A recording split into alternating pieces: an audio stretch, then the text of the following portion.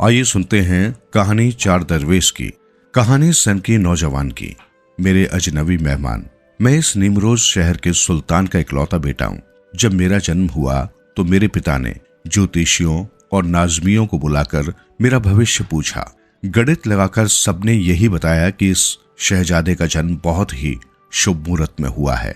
ये बालक बड़ा होकर सिकंदर जैसा शौर्यवान, न शेरवान या दिल जैसा न्याय पसंद, हातिम ताई जैसा दानी और रुस्तम जैसा बलवान बनेगा। परंतु क्या? मेरे पिता ने पूछा। आगे भी तो बताओ। इस पर ज्योतिषियों ने बताया, परंतु हुजूर, इसे 14 वर्ष तक सूर्य को नहीं देखना चाहिए, नहीं तो ये सन की बन जाएगा और बेगुनाह प्रजा का खून बहाने लगेगा। आप ऐसी कोई व्यवस्था कराइए कि ये 14 वर्ष तक आकाश की ओर तो क्या चंद्रमा की ओर भी न देख सके। ज्योतिषियों की बात सुनकर मेरे पिता घबरा गए। उन्होंने मेरे लिए जमीन के नीचे एक ऐसा भवन बनवा दिया ताकि मैं सूर्य को न देख सकूं। मेरे पिता ने बड़े बड़े विद्वानों को बुलाकर मुझे शिक्षा दिलवाई और मुझे वे सारी विद्याएं सिखाई जो कि किसी शहजादे को दी जाती हैं। उन्होंने मुझे विज्ञान, कला, घुड़सवारी, तलवारबाजी में पारंगत कराया और विदेश की अनेक भाषाओं का ज्ञान भी कराया। इस प्रकार 10 बरस बीत गए। मैंने इन 10 वर्षों में एक बार भी सूरज की किरण नहीं देखी थी। एक दिन मैं अपने कमरे में बैठा दीपक जलाकर उसकी रोशनी में अपना सबक याद कर रहा था कि अचानक मैं चौंक पड़ा। सफेद रोशनी की एक किरण न जाने कैसे मेरे कमरे में आ गई थी। मैं उस किरण को देखकर बहुत हैरान हुआ, क्योंकि इससे पहले मैंने कोई ऐसी प्रकाश किरण नहीं देखी थी। मैं बहुत देर तक उस प्रकाश किरण को देखता रहा। फिर मैंने देखा कि वो प्रकाश किरण एक बहुत ही खूबसूरत परी में तब्दील हो गई। उसे देखकर मेरा आश्चर्य और भी बढ़ गया। इतने में वो परी अपनी सुरीली आवाज में बोल उठी, तुम मुझे देखकर इतने चौंक क्यों गए? मैंने उससे पूछा, तुम कौन हो और प्रकाश किरण से इस रूप में कैसे बदल गई? वो मुस्कुराई और बोली, मैं जिन्नों के बादशाह की बेटी हूँ। मैं यहाँ कई दिनों से आकर तुम्हें देख रही थी, पर मैंने तो तुम्हें पहली बार ही देखा है। मैं बोला। इस पर वो ठाका लगाकर हंस पड़ी और बोली, हम जब भी चाहे दूसरों की निगाहों से ओझल हो सकते हैं। मैं घंटों यहाँ बैठकर तुम्हें देखती रही हूँ। आज तुम्हारे सामने प्रकट हो गई हूँ। उसे देखकर मुझे न जाने क्या हो गया। मैं उसके रूप लावण्य में जैसे खो सा गया था।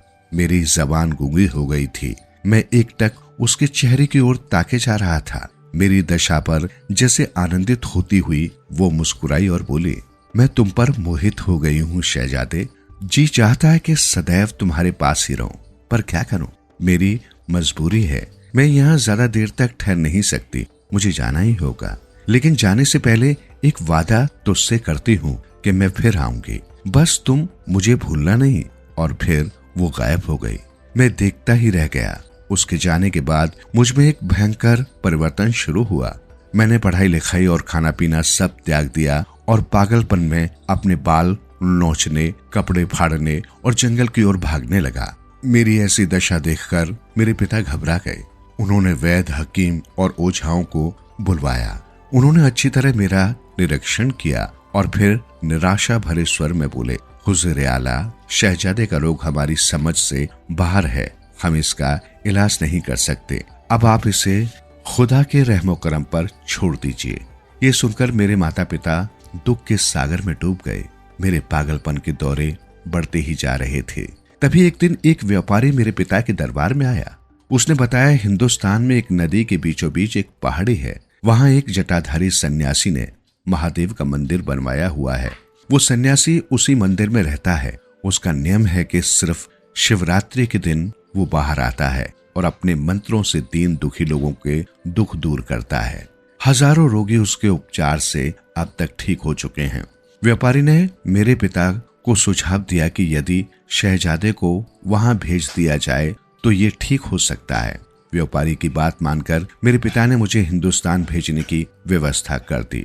एक लंबी यात्रा के बाद हम हिंदुस्तान पहुंच गए। सौभाग्य की बात है कि उस दिन शिवरात्रि का ही दिन था। सन्यासी के हजारों भक्त वहां पहुंचे हुए थे।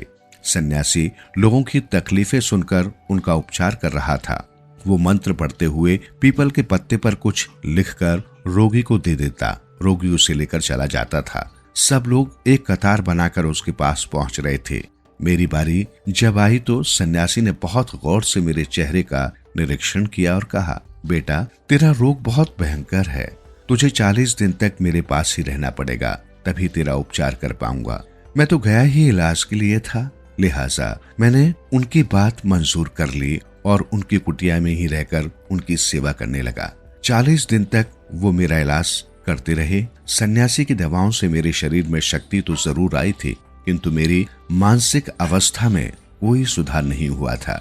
मेरी समझ में नहीं आ रहा था कि ऐसी हालत में मैं क्या करूं। एक दिन सन्यासी किसी काम से बाहर गया, मैं कुटिया में अकेला ही था। तभी मेरी निगाह कुटिया में रखी एक किताब पर पड़ी। मैंने वो किताब उठा ली और उसे पढ़ने लगा। उस किताब में संसार के सब शारीरिक और मानसिक रोगों को दूर करने की विधियां लिखी हुई थी। बहुत ही उपयोगी किताब थी वो। मैंने जल्दी जल्दी सारी किताब पढ़ डाली और उसमें लिखी रोगों की उपचार विधि को कंठस्थ कर लिया।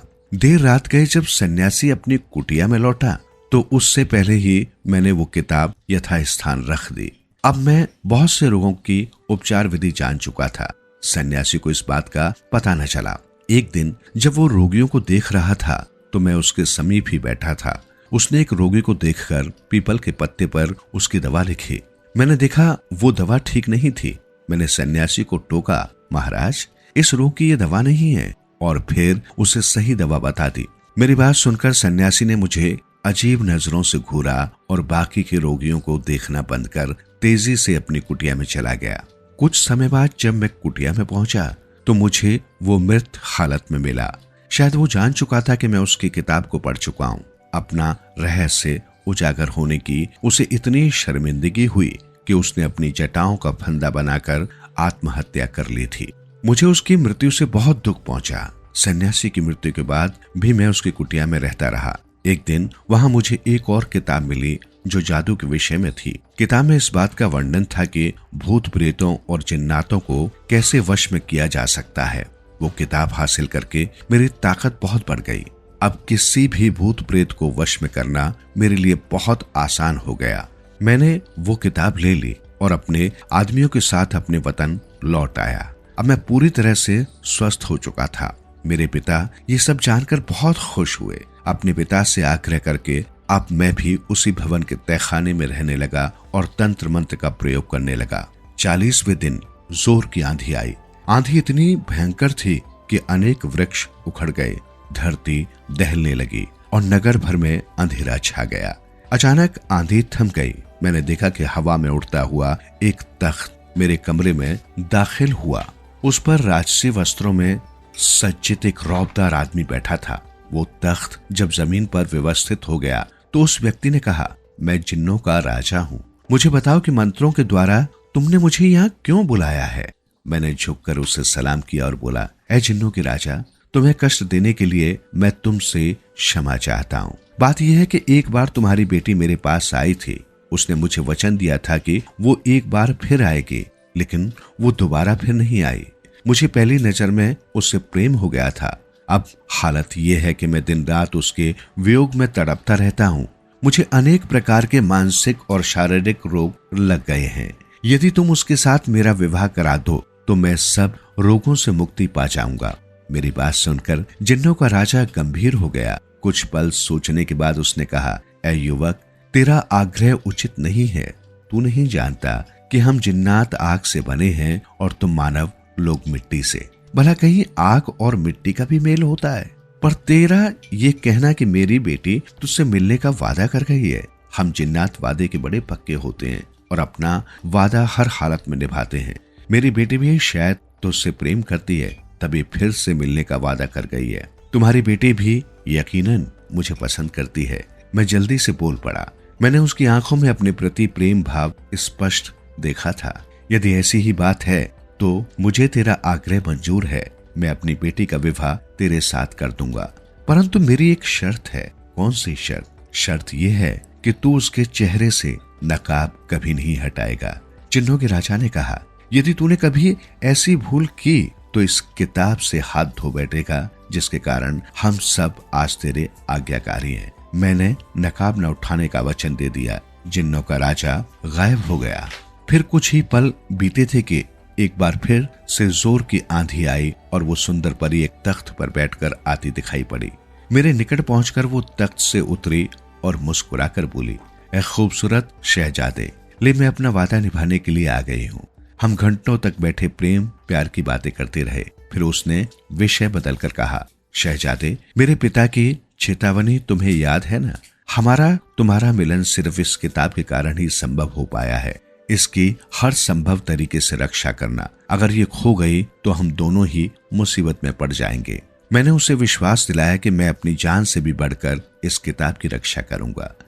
परंतु एक दिन मुझसे चूक हो ही गई और वो चूक मेरे लिए बहुत महंगी साबित हुई। मैं अपनी प्रेमिका से बातें करने में ऐसा खोया कि मुझे जिन्नों के राजा की चेतावनी याद न रही। मैंने उसके चेहरे से नकाब उलट दिया ताकि उसके चांद से मुखड़े को जी भरकर देख सकूं। लेकिन तभी कमरे में जैसे भूचाल आ गया। वहां 3 जिन्न प्रकट हो गए। उनमें से एक ने मेरे हाथ से वो किताब झपट ली। मैं किताब लेने के लिए उसकी तरफ लपका तो उसने किताब दूसरे जिन्न को पकड़ा दी। उसकी ओर लपका तो उसने तीसरे को किताब थमा दी, जो उसे लेकर गायब हो गया। मेरा गुस्सा 7वें आसमान पर पहुंचा। मैं वहां मौजूद दोनों जिन्नों से भिड़ गया। उनमें से एक तो मेरी गिरफ्त से छूटकर भाग गया, लेकिन पहले वाले जिन्न को मैंने पकड़ लिया और मंत्रों के प्रभाव से उसे तत्काल एक सांड बना दिया। वो यही सांड है जिस पर सवार होकर उसे पीटता हुआ मैं हर चांद रात को नगर में जाता हूँ, युवक ने आगे बताया। तीनों जिन्नों के प्रकट होते ही मेरी प्रेमिका बेहोश हो गई, जिसे मेरी लापरवाही से जिन्न उठा ले गए। उसी दिन से मेरी ये दशा है। मेरे कहने पर एक कलाकार ने मेरी उस प्रेमिका का चित्र बनाया है। मैं उसे कीमती मोतियों से सजा कर ले जाता हूँ। मेरा एक गुलाम उस चित्र को सबको दिखाता है। जब वो चित्र को दिखाकर लौटता है तो मैं उसकी गर्दन उड़ा देता हूँ। ये सब मैं इसलिए करता हूँ कि लोग मेरी दशा देखकर मुझ पर दया करें। संभव है परमेश्वर का कोई भला नेक व्यक्ति मुझे आशीर्वाद दे दे और मेरी मुश्किलों का अंत हो जाए। ए मित्र, मेरे सनकीपन का रहस्य यही है जो मैंने तुझे पूर्ण रूप से सुना दिया है। उसकी दुख भरी कहानी सुनकर मेरी आंखों से आंसू बहने लगे। मैंने सौगंध ली, मेरे दोस्त धीरज रख, मैं विश्व का चप्पा चप्पा छान मारूंगा और कोई ऐसा रास्ता जरूर खोज निकालूंगा जिससे तेरी मनोकामना पूरी हो सके। तत्पश्चात मैंने उससे विदा ली और 5 बरस तक जंगल जंगल मारा मारा फिरता रहा, किंतु कोई रास्ता दिखाई नहीं दिया। अंत में मैंने यही विचार किया कि किसी पहाड़ी से कूदकर अपने जीवन का अंत कर लूं।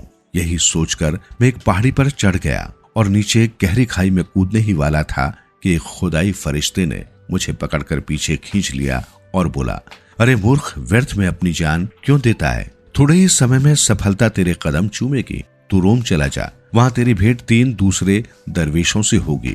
वहां के सुल्तान से भी तेरी भेंट होगी। उसी समय तेरी मनोकामना भी पूरी हो जाएगी। इतनी कहानी सुनाकर दूसरे दरवेश ने अपने अन्य साथियों की ओर देखा और बोला, तो ये है मेरी दास्तां। इस प्रकार मैं यहाँ आ गया हूँ और तुम लोगों से भेंट हो गई है। तब तक भोर का उजाला फूटने लगा था। एक दरवेश ने पूरब की ओर आसमान की तरफ देखते हुए कहा, लो, हम लोग तो अपनी अपनी दास्तान सुनाने में ऐसे खोए कि वक्त का ध्यान भी न रहा। दास्तान सुनने सुनाने में ही सारी रात गुजर गई। आंखों में नींद भर रही है, क्यों न थोड़ी देर के लिए नींद की झपकियां ले ली जाए। बाकी दरवेशों को उसका विचार पसंद आया। उन्होंने लंबे पैर कर लिए और करवटें बदलकर सो गए।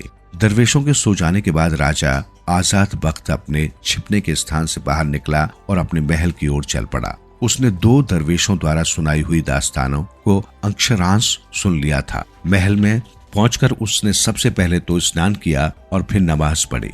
फिर अपनी गद्दी पर आकर बैठ गया। उसने अपना मंत्री बुलवाया। उससे कहा, तुम इसी समय कब्रिस्तान में चले जाओ। वहां तुम्हें 4 दरवेश सोते हुए मिलेंगे। उन्हें मेरे पास लेवा लाओ। आदेश के अनुसार मंत्री कब्रिस्तान में पहुंचा और वहां जाकर दरवेशों को शाही फरमान सुनाया तो वे घबरा गए और साथ चलने में आनाकानी करने लगे। लेकिन जब मंत्री ने उनसे ये कहा कि राजा ने तुम लोगों के सिर्फ दर्शन करने के लिए बुलवाया है, वो तुम्हें कोई हानि नहीं पहुंचाएंगे, तो वे साथ चल पड़े। महल में लाकर मंत्री ने उन्हें स्नान कराया, उन्हें अच्छे कपड़े पहनने को दिए और उन्हें भोजन कराया। फिर वो उन्हें लेकर राज दरबार में पहुंच गया।